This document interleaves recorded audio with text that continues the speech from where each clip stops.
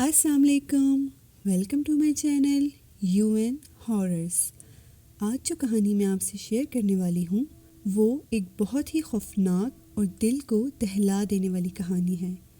کہانی شروع کرنے سے پہلے میری آپ سے گزارش ہے کہ اگر آپ کو ہماری کہانیاں پسند آتی ہیں تو کائنڈلی ہمارے چینل کو لائک کریں، سبسکرائب کریں اور بیل نوٹیفیکیشن کو آن کر دیں تاکہ ہمارے آنے والی تمام ویڈیوز آپ تک پہنچ سکیں۔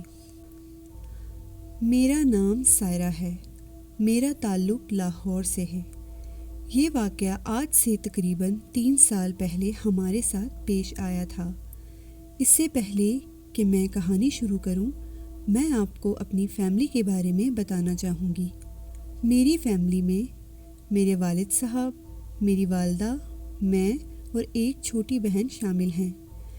ہم ایک مڈل کلاس فیملی سے تعلق رکھتے تھے۔ میرے والد صاحب ایجوکیشنل ڈپارٹمنٹ میں ایک معمولی کلرک تھے۔ ہم لوگ رینٹ پہ رہتے تھے۔ جہاں ہم رہتے تھے اس مالک مکان سے ہمارے کچھ پرسنل ایشوز چل رہے تھے، تو ہمارے والد صاحب نے سوچا کہ گھر تبدیل کیا جائے۔ یہ سوچ آتے ہی میرے بابا گھر ڈھونڈنے میں لگ گئے۔ انہوں نے اس سلسلے میں اپنے دوستوں سے بھی بات کی۔ خوش قسمتی سے ہمیں ایک مکان خالی مل بھی گیا۔ یہ مکان ہمارے پرانے گھر سے کچھ فاصلے پر واقع تھا۔ یہ گھر چھوٹا سا 2 کمروں پر مشتمل تھا۔ گھر کی حالت بہت ہی بوسیدہ تھی۔ دیواروں پر جگہ جگہ سے پینٹ اترا ہوا تھا۔ کچن بھی بہت ہی خراب حالت میں تھا، لیکن کیونکہ کرایہ بہت مناسب تھا شاید اسی لیے والد صاحب کو پسند آ گیا۔ خیر، گھر ملتے ہی ہم نے شفٹنگ کا کام شروع کر دیا۔ ہمارا سامان تو کچھ اتنا تھا نہیں، بس چند ضرورت کی چیزیں جو ایک بار میں لوڈ کروا کر ہم لے آئے۔ ہم نے گھر میں شفٹ ہونے سے پہلے اس کو اچھی طرح دھو کر صاف کیا تاکہ کچھ رہنے کے قابل ہو سکے۔ شروع کا 1 ہفتہ تو شفٹنگ میں ہی گزر گیا۔ میری امی اس گھر میں آنے کے بعد بالکل بھی خوش نہیں تھی۔ اگر حالات کا مسئلہ نہ ہوتا تو امی اس گھر میں کبھی شفٹ نہ ہوتی، کیونکہ وہ واقع ہی رہنے کے قابل نہیں تھا۔ خیر، ہم اس گھر میں مجبوراً ہی صحیح مگر رہنے لگے۔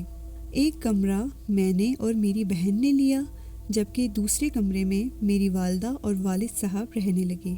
ابھی مشکل سے 10 سے 15 دن ہی گزرے تھے کہ ہمارے ساتھ پیرانارمل ایکٹیویٹیز ہونے لگی۔ میری امی دن کو گھر میں اکیلی ہوتی تھی، میں کالج جاتی تھی، میری چھوٹی بہن اسکول اور والد صاحب اپنے کام پر ہوتے تھے۔ ایک دن امی بہت پریشان تھی۔ جب میں نے ان سے وجہ پوچھی تو وہ خاموش ہو گئیں، جیسے کہ کچھ چھپا رہی ہوں۔ میرے فورس کرنے پر انہوں نے بتایا کہ سارہ، یہ گھر مجھے کچھ ٹھیک نہیں لگتا۔ دن کو جب تم لوگ نہیں ہوتے تو مجھے اس گھر میں بہت خوف آتا ہے۔ مجھے ایسا محسوس ہوتا ہے کہ جیسے میرے علاوہ بھی اس گھر میں کوئی ہو۔ وہ مزید بتانے لگی کہ انہوں نے اس گھر میں ایک بوڑھی عورت کی جھلک بھی دیکھی ہے۔ انہوں نے بتایا کہ جب میں دن کے وقت کچن میں کام کر رہی تھی تو مجھے کمرے سے الماری کھلنے کی آواز آئی۔ جیسے ہی میں کمرے میں گئی میں نے دیکھا کہ کوئی الماری کے پاس کھڑا ہے اور اس کی پشت میری طرف ہے۔ وہ کوئی عورت تھی جس کے سفید بال کاندھوں تک آ رہے تھے۔ ابھی میں کچھ کہنے ہی والی تھی کہ میرے دیکھتے ہی دیکھتے وہ غائب ہو گئی۔ ایک پل کے لیے تو میرا دماغ سن پڑ گیا۔ خوف سے مجھ سے ہلا بھی نہیں جا رہا تھا۔ سارہ، تم نہیں جانتی کہ مجھے کتنا خوف آیا تھا۔ امی کی بات سن کر میں بھی پریشان ہو گئی، کیونکہ میں جانتی تھی کہ میری امی جھوٹ نہیں بولتی۔ میں نے اپنی امی کو سمجھایا کہ ہو سکتا ہے کہ آپ کا وہم ہو، اور یہ بات بھی آئی گئی ہو گئی۔ ایک رات جب ہم سو رہے تھے، آدھی رات کو پیاس کی شدت سے میری آنکھ کھلی۔ میں پانی پینے کچن میں گئی۔ ابھی میں پانی پی ہی رہی تھی تو میں نے دیکھا کہ لاؤنج کے بالکل بیچوں بیچ ایک میت پڑی ہے، اور اس کے پاس کچھ عورتیں کالے عبائے میں بیٹھی ہیں اور اونچا اونچا رو رہی ہیں۔ یہ دیکھنا تھا کہ میری خوف سے حالت خراب ہو گئی، اور میں زور زور سے چیخنے لگی۔ میرے چیختے ہی امی ابو دونوں اٹھ گئے اور بھاگتے ہوئے میری طرف آئے۔ وہ مجھ سے پوچھ رہے تھے کہ کیا ہوا، مگر میں کچھ بتانے کے قابل ہوتی تو بتاتی۔ اگلے دن جب میری حالت کچھ بہتر ہوئی تو میں نے امی ابو کو سب کچھ بتا دیا۔ یہ سنتے ہی امی تو ابو کے پیچھے پڑ گئیں کہ خدا کا واسطہ ہے اس گھر کو بدلے، اس سے پہلے کہ کوئی جانی نقصان ہو۔ ابو ان باتوں پر یقین نہیں رکھتے تھے۔ انہوں نے اسے بھی میرا وہم قرار دیا اور کہا کہ نیا گھر ہے، شاید اسی لیے ایڈجسٹمنٹ میں ٹائم لگ رہا ہے۔ وہ گھر بدلنے کے حق میں بالکل بھی نہیں تھے۔ میری امی جب سے اس گھر میں آئی تھیں بیمار رہنے لگی تھیں۔ ہر وقت طبیعت نڈھال رہتی، کسی کام میں دل نہ لگتا۔ دن بدن وہ کمزور ہوتی جا رہی تھی۔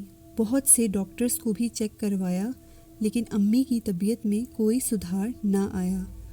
ابو نے جب یہ دیکھا تو وہ بھی سوچ میں پڑ گئے۔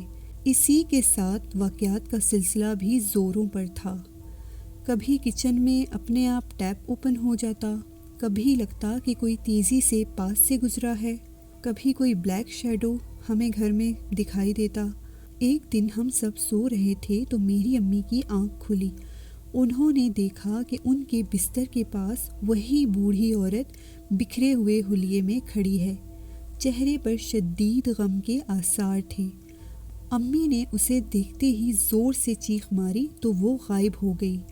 ابو کی آنکھ کھل گئی، وہ بھی ڈر گئے تھے امی کو یوں چیختا دیکھ کر۔ انہوں نے امی کو نارمل کیا، پانی پلایا اور پھر پوچھا کہ کیا ہوا۔ امی نے روتے روتے سب کچھ بتا دیا۔ ابو نے امی کو تسلی دی کہ انہوں نے 1-2 جگہ مکان کی بات کر رکھی ہے، انشاءاللہ جیسے ہی کہیں بات بنتی ہے ہم یہاں سے شفٹ کر جائیں گے۔ اس واقعے کے 2-3 دن بعد ہماری ایک پڑوسن ہمارے گھر آئیں۔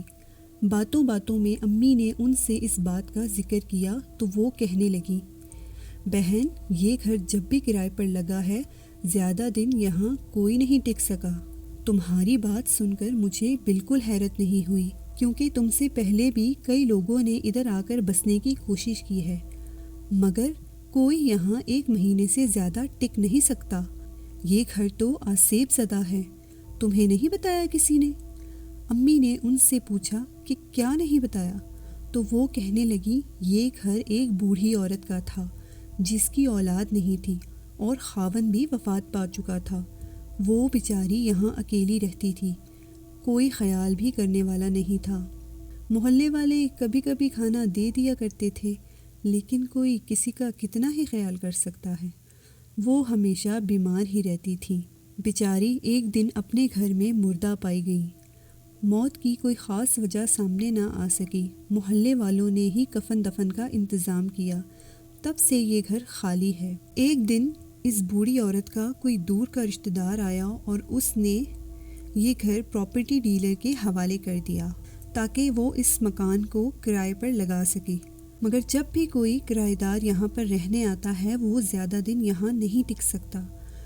ہم سب یہ سن کر بہت زیادہ ڈر گئے اور افسردہ بھی ہوئے کہ انسان بڑھاپے میں کتنا بے بس ہو جاتا ہے، اور اوپر سے کوئی اسے سنبھالنے والا بھی نہ ہو تو کس قدر تکلیف دہ اس کی زندگی اور کس قدر اذیت سے اس کی موت ہوتی ہے۔ کچھ دن ہی گزرے تھے تو اللہ کے کرم سے ہمیں ایک اور جگہ مکان مل گیا اور ہم یہاں سے شفٹ ہو گئے۔ آج بھی جب میں اس واقعے کے بارے میں سوچتی ہوں تو میری روح کانپ جاتی ہے۔ اللہ ہم سب کو اپنے حفظ و امان میں رکھے، آمین۔ اگر آپ لوگ بھی اپنے ہارر ایکسپیرینسز ہم سے شیئر کرنا چاہتے ہیں تو ڈسکرپشن میں دیے گئے ای میل ایڈریس پر آپ ہمیں میل کر سکتے ہیں۔ جانے سے پہلے ویڈیو کو لائک اور سبسکرائب کرنا نہ بھولیں اور کامنٹ کر کے اپنی قیمتی رائے کا اظہار ضرور کریں۔ شکریہ۔